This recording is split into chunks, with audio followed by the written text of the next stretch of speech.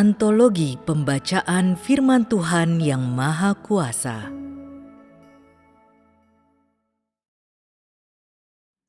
Visi Pekerjaan Tuhan 3. Penjelmaan Tuhan menjadi manusia yang pertama kalinya adalah saat Ia dikandung dari Roh Kudus.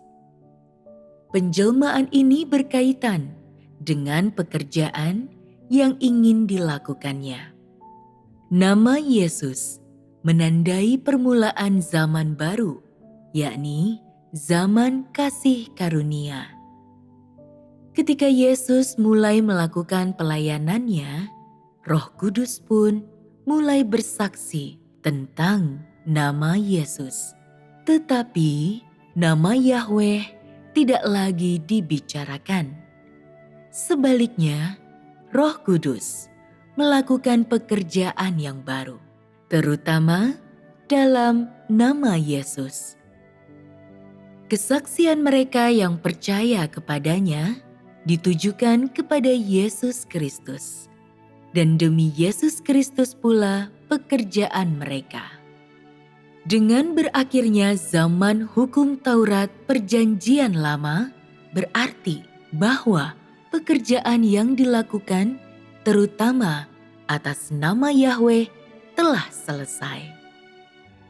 Sejak itu, nama Tuhan bukan lagi Yahweh, tetapi Ia disebut Yesus. Dan dari sini, Roh Kudus pun pada dasarnya memulai pekerjaannya dalam nama Yesus. Jadi, engkau yang sekarang ini masih makan dan minum perkataan Yahweh dan masih melakukan semuanya sesuai dengan pekerjaan zaman hukum Taurat, bukankah engkau secara membabi buta mengikuti aturan-aturan belaka? Tidakkah engkau sedang terjebak dalam masa lalu?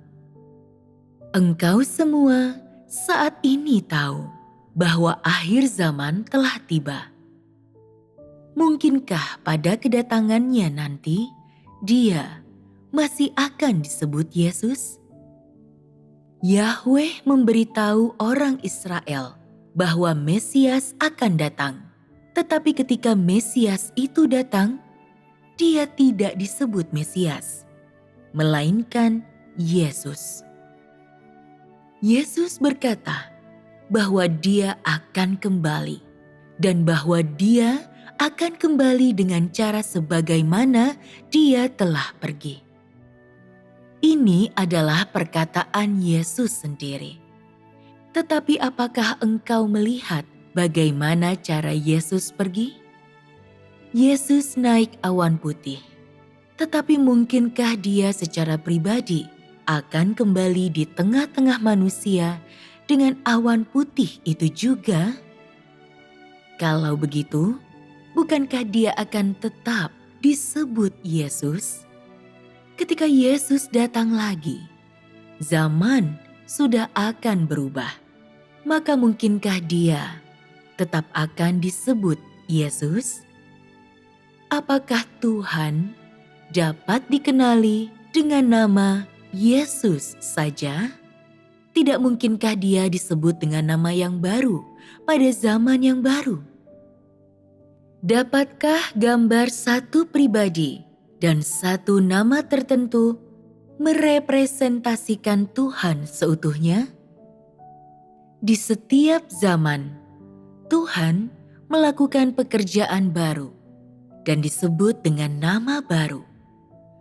Bagaimana mungkin Dia melakukan pekerjaan yang sama pada zaman yang berbeda? Bagaimana mungkin Dia melekat erat pada sesuatu yang lama? Nama Yesus dipakai demi pekerjaan penebusan. Maka apakah Dia masih akan dipanggil dengan nama yang sama ketika Dia kembali pada akhir zaman? Apakah Dia akan tetap melakukan pekerjaan penebusan? Mengapa Yahweh dan Yesus adalah satu? tetapi dipanggil dengan nama yang berbeda pada zaman yang berbeda. Bukankah karena zaman pekerjaan mereka berbeda? Mungkinkah satu nama merepresentasikan Tuhan seutuhnya? Jika demikian, Tuhan harus dipanggil dengan nama yang berbeda pada zaman yang berbeda, dan harus pula menggunakan nama tersebut untuk mengubah dan merepresentasikan zaman tersebut. Karena tiada satu nama pun yang dapat sepenuhnya merepresentasikan Tuhan, dan setiap nama hanya dapat merepresentasikan aspek temporal dari watak Tuhan pada zaman tertentu. Maka tiada lain kecuali namanya mewakili pekerjaannya. Oleh karena itu, Tuhan dapat memilih nama apapun yang sesuai dengan wataknya untuk merepresentasikan seluruh zaman. Terlepas dari apakah suatu zaman merupakan zaman Yahweh atau zaman Yesus, masing-masing zaman direpresentasikan oleh sebuah nama. Pada akhir dari zaman kasih karunia, zaman terakhir telah tiba dan Yesus telah datang. Bagaimana mungkin dia masih disebut Yesus? Bagaimana mungkin dia masih mengenakan bentuk tubuh Yesus di tengah-tengah manusia? Apakah engkau sudah lupa bahwa Yesus tidak lebih dari gambaran seorang Nazaret? Sudah lupakah engkau bahwa Yesus hanya penebus umat manusia? Bagaimana mungkin dia melakukan pekerjaan penaklukan dan penyempurnaan manusia di akhir zaman? Yesus naik suatu awan putih ketika pergi merupakan fakta. Tetapi bagaimana mungkin dia kembali ke tengah-tengah manusia dengan cara yang sama dan tetap disebut Yesus?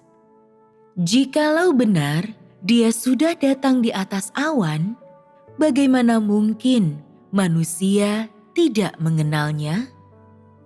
Bukankah semua orang di seluruh dunia akan mengenalnya? Dalam hal itu, bukankah hanya Yesus saja yang adalah Tuhan? Dalam hal itu, gambar Tuhan akan menjadi penampakan badani seorang Yahudi, dan terlebih lagi akan serupa seperti itu untuk selamanya. Yesus berkata bahwa Dia akan datang sebagaimana Dia telah pergi. Tetapi, apakah engkau tahu betul makna perkataannya yang sesungguhnya? Mungkinkah Dia telah mengatakan maknanya kepada kelompokmu ini? Engkau memang tahu bahwa Dia akan datang sebagaimana Dia telah pergi, yakni menaiki suatu awan. Tetapi apakah engkau tahu persis bagaimana Tuhan itu sendiri melakukan pekerjaannya? Jika engkau betul-betul dapat mengerti bagaimana perkataan Yesus dijelaskan, Dia berkata, kapan Anak Manusia datang pada akhir zaman, Dia sendiri tidak tahu. Para malaikat tidak tahu. Para utusan di surga tidak tahu. Apalagi manusia. Hanya Bapa sendiri, yakni hanya Roh yang tahu. Bahkan Anak Manusia sendiri pun tidak mengetahuinya. Tetapi engkau malah dapat melihat dan mengetahuinya. Jika engkau mampu mengetahui dan melihat dengan matamu sendiri, bukankah sia-sia saja ucapan tersebut? Dan apa yang dikatakan Yesus saat itu? Tetapi mengenai hari dan saat itu, tidak seorang pun yang tahu, tidak juga malaikat di surga, hanya Bapa-Ku yang di surga yang tahu. Tetapi sama seperti pada zaman Nuh, begitu juga saat kedatangan Anak Manusia. Karena itu, hendaklah engkau berjaga-jaga, sebab Anak Manusia akan datang pada waktu yang tidak engkau duga. Anak Manusia pun tidak tahu kapan hari itu tiba. Anak Manusia mengacu pada daging inkarnasi Tuhan, seorang manusia yang normal dan biasa. Bahkan Anak Manusia sendiri tidak tahu. Jadi, bagaimana mungkin engkau tahu? Yesus berkata bahwa Dia akan datang sebagaimana Dia telah pergi. Dapatkah Dia memberitahukan kepadamu lebih dulu tentang kapan Dia datang? Padahal Dia sendiri pun tidak tahu. Apakah engkau mampu melihat kedatangannya? Apakah ini bukan lelucon? Setiap kali datang ke bumi, Tuhan mengubah namanya, gendernya, gambarnya, dan pekerjaannya. Dia tidak mengulangi pekerjaannya. Dia adalah Tuhan yang selalu baru dan tidak pernah tua. Ketika pertama kali datang, Dia dipanggil Yesus. Dapatkah Dia tetap disebut Yesus apabila Dia datang lagi? Ketika pertama kali datang, Dia seorang laki-laki. Mungkinkah Ia menjadi laki-laki lagi kali ini? Pekerjaannya ketika Dia datang selama zaman kasih karunia ialah untuk dipakukan pada kayu salib. Ketika Dia datang lagi, mungkinkah Dia masih menebus umat manusia dari dosa? Mungkinkah Dia dipaku pada kayu salib lagi? Bukankah itu akan mengulangi pekerjaannya? Tidak tahukah engkau bahwa Tuhan selalu baru dan tidak pernah tua? Ada orang yang mengatakan bahwa Tuhan itu tidak berubah. Memang benar, tetapi ini mengacu pada ketidakberubahan watak Tuhan dan hakikatnya. Perubahan nama dan pekerjaannya tidak membuktikan bahwa hakikatnya berubah. Dengan kata lain, Tuhan selamanya adalah Tuhan dan tidak akan pernah berubah. Jika engkau mengatakan bahwa pekerjaan Tuhan tidak berubah, mungkinkah rencana pengelolaan 6.000 tahunnya akan dapat diselesaikannya? Engkau sekadar tahu bahwa Tuhan selamanya tidak berubah. Tetapi apakah engkau tahu bahwa Tuhan selalu baru dan tidak pernah tua? Jika pekerjaan Tuhan tidak berubah, dapatkah Dia memimpin umat manusia hingga ke masa sekarang? Jika Tuhan tidak berubah, lalu mengapa Dia telah melakukan pekerjaan 2 zaman? Pekerjaannya tidak pernah berhenti bergerak maju.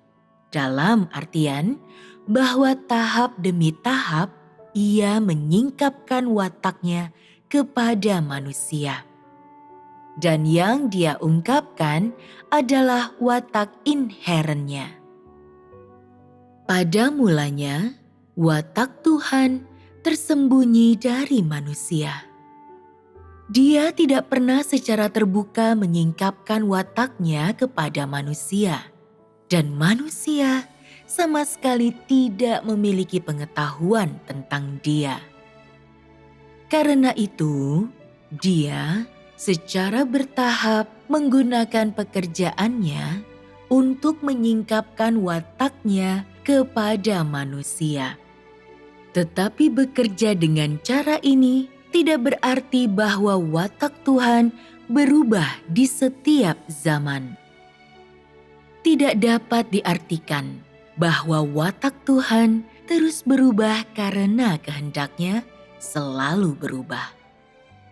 Sebaliknya, karena zaman dari pekerjaannya berbeda, maka Tuhan mengambil watak dasarnya secara menyeluruh dan secara bertahap disingkapkannya kepada manusia sehingga manusia dapat mengenalnya. Akan tetapi, ini sama sekali tidak membuktikan bahwa Tuhan pada mulanya tidak memiliki watak tertentu atau bahwa wataknya telah berangsur-angsur berubah seiring berjalannya waktu. Pemahaman seperti ini keliru adanya. Tuhan menyatakan kepada manusia watak dasar dan watak khususnya, yakni siapa dirinya sesuai dengan berlalunya zaman. Pekerjaan satu zaman tidak dapat mengungkapkan seluruh watak Tuhan. Karena itu, firman Tuhan selalu baru dan tidak pernah tua, merujuk pada pekerjaannya. Dan firman Tuhan itu tidak berubah, merujuk pada apa yang dimilikinya dan siapa Ia. Terlepas dari itu, engkau tidak dapat membuat pekerjaan 6.000 tahun bergantung pada satu titik atau membatasinya dengan kata-kata mati. Hal seperti itu merupakan kebodohan manusia. Tuhan tidak sesederhana yang dibayangkan manusia dan pekerjaannya tidak dapat tinggal dalam satu zaman saja. Yahweh, misalnya, tidak dapat selalu merepresentasikan nama Tuhan. Tuhan dapat pula melakukan pekerjaannya dalam nama Yesus. Ini menandakan bahwa pekerjaan Tuhan selalu bergerak maju. Tuhan tetaplah Tuhan dan tidak akan pernah menjadi iblis. Iblis tetaplah iblis dan tidak akan pernah menjadi Tuhan. Hikmat dan keagungan Tuhan, kebenaran dan kemegahan Tuhan tidak akan pernah berubah. Esensinya, apa yang dimilikinya dan siapa Ia tidak akan pernah berubah. Tetapi pekerjaannya selalu bergerak maju, selalu lebih mendalam karena Dia selalu baru dan tidak pernah tua. Tuhan mengenakan nama baru dan melakukan pekerjaan baru di setiap zaman.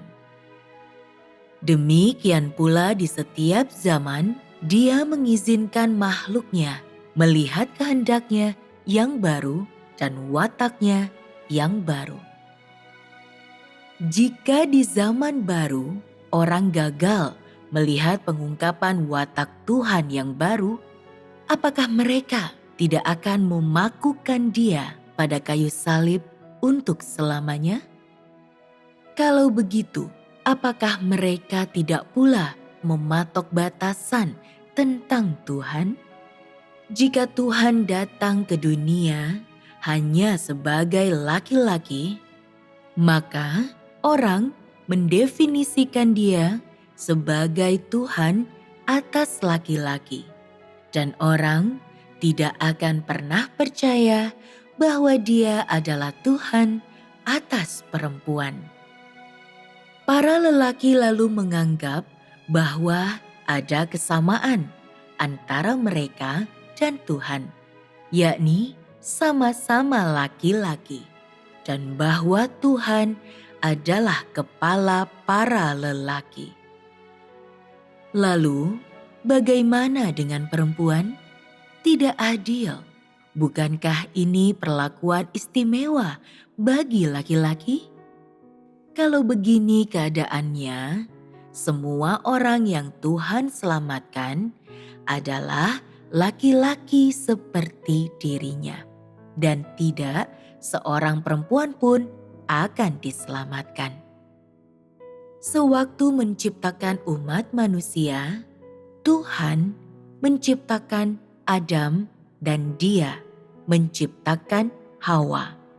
Dia menciptakan bukan hanya Adam, melainkan menjadikan laki-laki dan perempuan sesuai dengan gambarnya.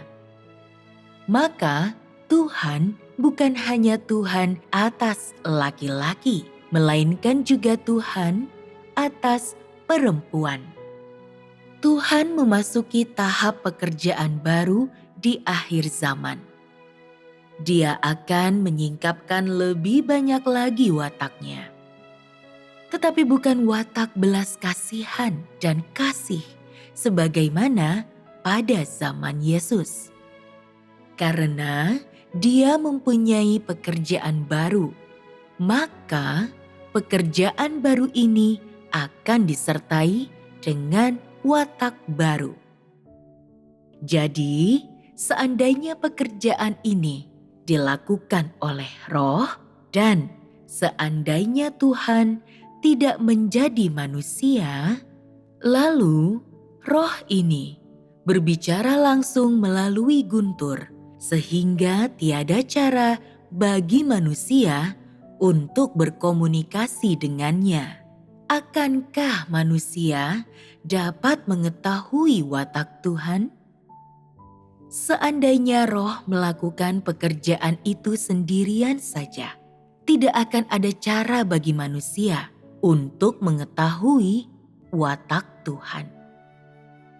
Orang hanya bisa melihat watak Tuhan dengan mata kepalanya sendiri kalau dia menjadi manusia. Kalau firman itu menampakkan diri dalam daging, dan Dia menyatakan seluruh wataknya melalui daging. Tuhan benar-benar dan sungguh-sungguh hidup di antara manusia. Dia nyata. Manusia dapat terlibat dengan wataknya, dengan apa yang dimilikinya dan siapa dirinya.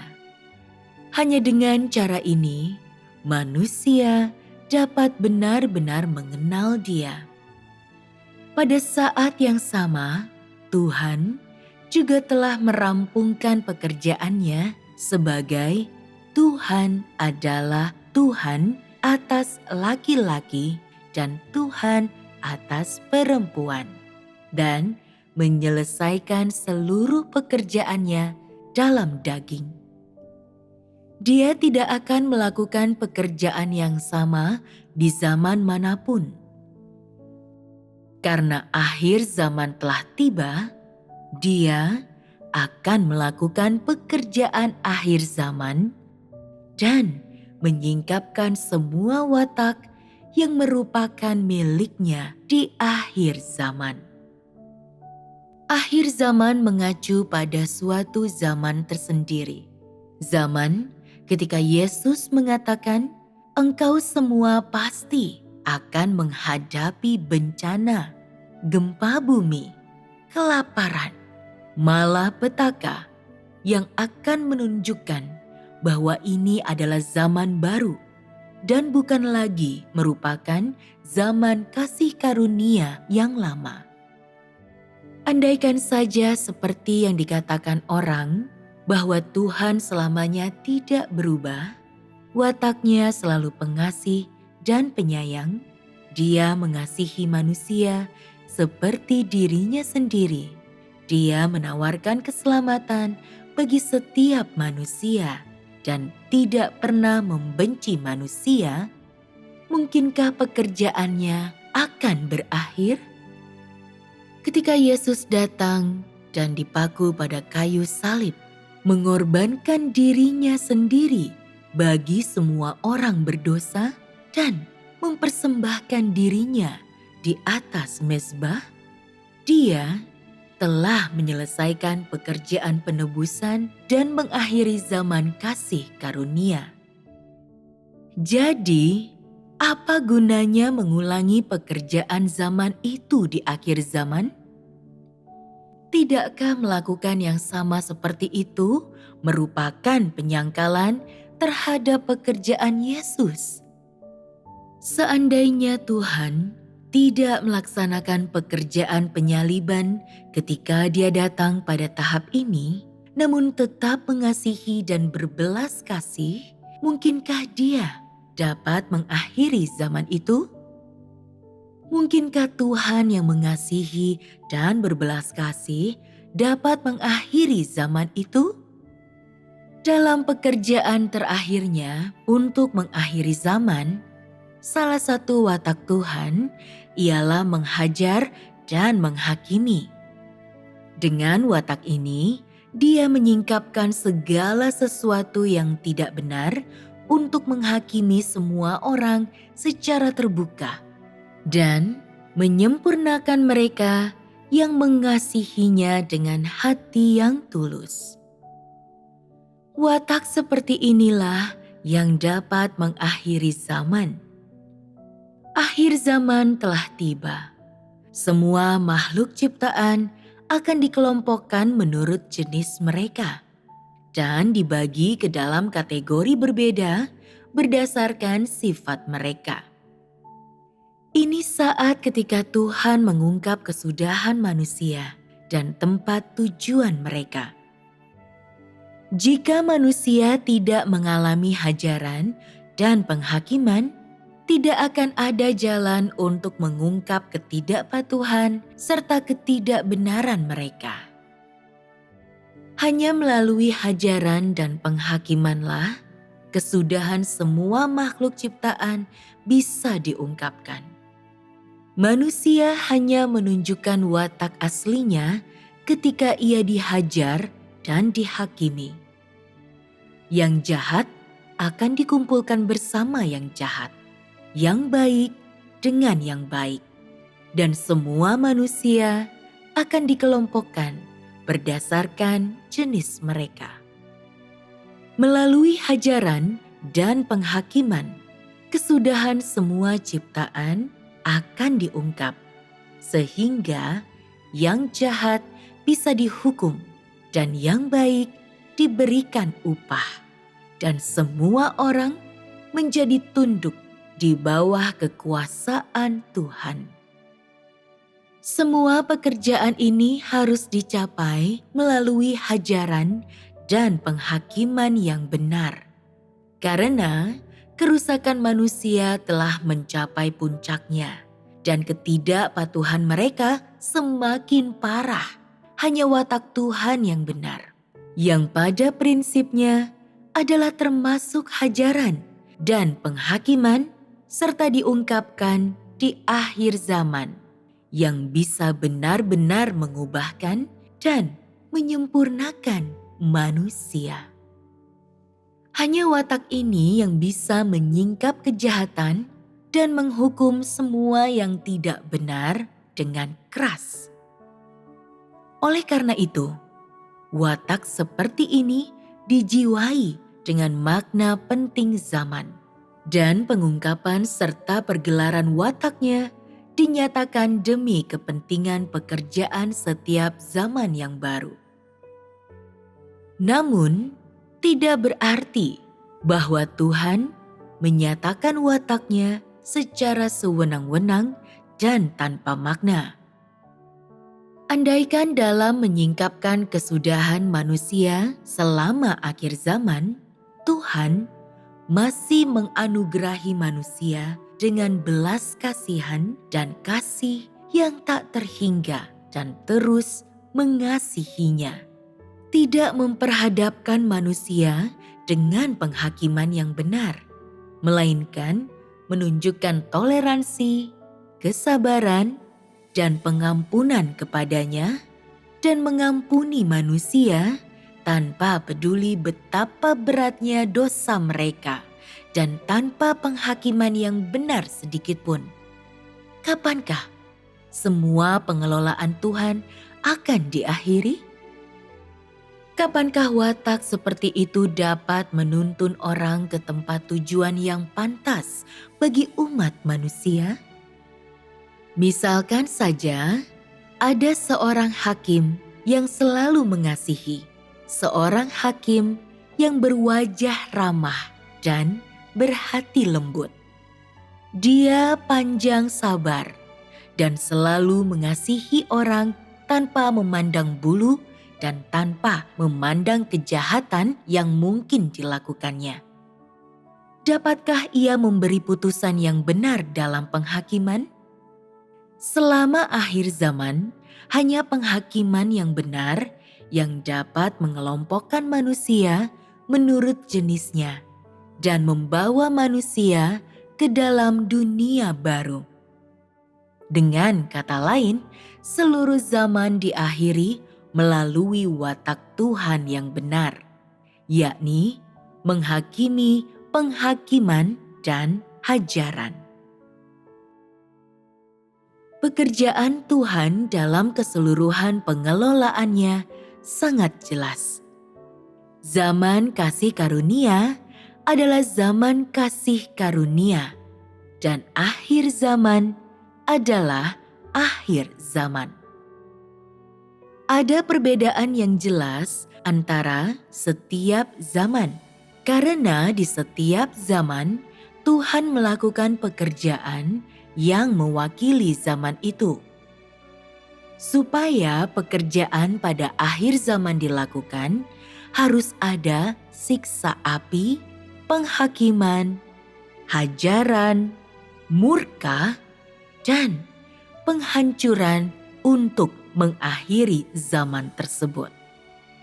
Akhir zaman mengacu pada zaman terakhir.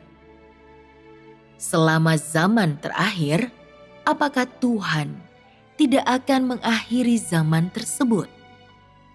Untuk mengakhiri zaman, Tuhan harus membawa serta hajaran dan penghakiman bersamanya. Hanya dengan cara ini, Dia dapat mengakhiri zaman. Tujuan Yesus adalah supaya manusia dapat terus bertahan hidup, terus hidup, dan manusia boleh hidup dengan cara yang lebih baik. Dia menyelamatkan manusia dari dosa sehingga manusia dapat menghentikan kebobrokannya dan tidak lagi hidup dalam dunia orang mati dan neraka. Dengan menyelamatkan manusia dari dunia orang mati dan neraka, Dia mengizinkan manusia untuk terus hidup.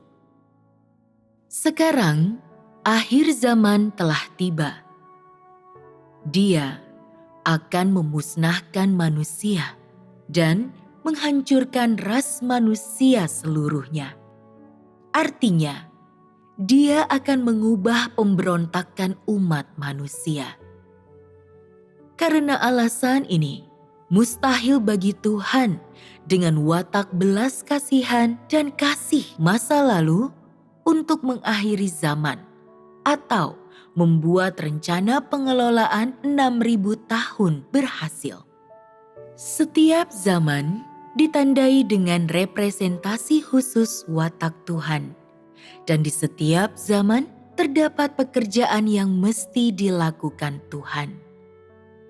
Jadi, pekerjaan yang dilakukan Tuhan sendiri di setiap zaman mengandung pengungkapan watak sejatinya, dan baik namanya maupun pekerjaan yang dilakukannya berubah seiring zaman. Semuanya baru. Selama zaman hukum Taurat, pekerjaan membimbing umat manusia dilakukan atas nama Yahweh, dan tahap pertama pekerjaan dimulai di bumi.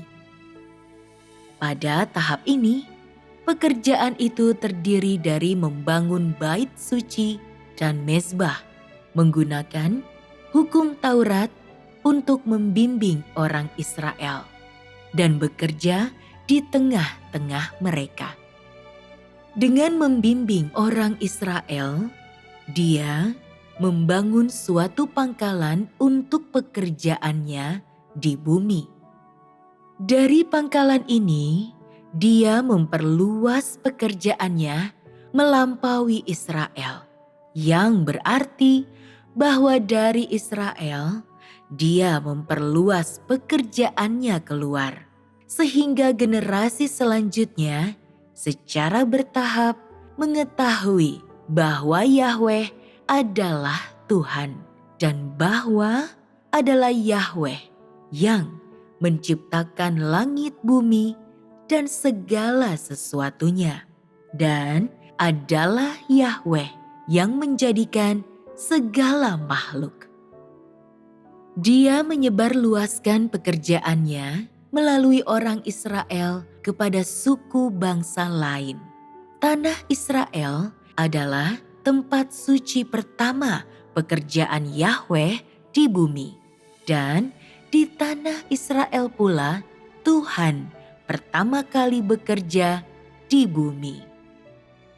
Inilah pekerjaan zaman hukum Taurat.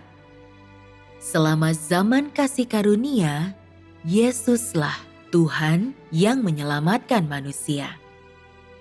Apa yang dimilikinya dan siapa ia adalah karunia, kasih, belas kasihan, kesabaran, ketabahan, kerendahan hati, perhatian, toleransi.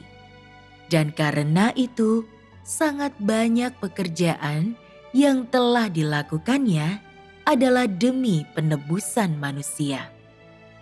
Wataknya penuh belas kasihan dan cinta kasih. Dan karena berbelas kasih dan mengasihi, dia harus dipaku pada kayu salib demi manusia, untuk menunjukkan bahwa Tuhan mengasihi manusia seperti dirinya sendiri. Bahkan sedemikian besar kasihnya, sampai-sampai dia rela mengorbankan dirinya seutuhnya. Selama zaman kasih karunia, nama Tuhan adalah Yesus, yang artinya Tuhan adalah Tuhan yang menyelamatkan manusia, pengasih dan penyayang, Tuhan yang menyertai manusia. Cinta, belas kasihan, dan keselamatannya menyertai setiap orang. Hanya dengan menerima nama Yesus dan kehadirannya, orang bisa memperoleh damai dan sukacita untuk menerima berkat dan rahmat-Nya yang besar dan berlimpah, serta keselamatannya. Melalui penyaliban Yesus, semua orang yang mengikutinya memperoleh keselamatan dan diampuni dosa-dosanya. Selama zaman kasih karunia, Yesus merupakan nama Tuhan. Dengan kata lain, pekerjaan zaman kasih karunia dilakukan, terutama dalam nama Yesus. Selama zaman kasih karunia, Tuhan disebut Yesus. Dia melakukan suatu tahap pekerjaan baru di luar perjanjian lama, dan pekerjaannya berakhir dengan penyaliban. Inilah keseluruhan pekerjaannya. Sebab itu, selama zaman hukum Taurat, Yahweh merupakan nama Tuhan. Dan pada zaman kasih karunia, nama Yesus merepresentasikan Tuhan. Selama akhir zaman, namanya adalah Tuhan yang Maha Kuasa. yang Maha Kuasa, yang menggunakan kuasanya untuk membimbing, menaklukkan, dan memperoleh manusia, dan pada akhirnya mengakhiri zaman. Di setiap zaman, di setiap tahap pekerjaannya, watak Tuhan tampak nyata.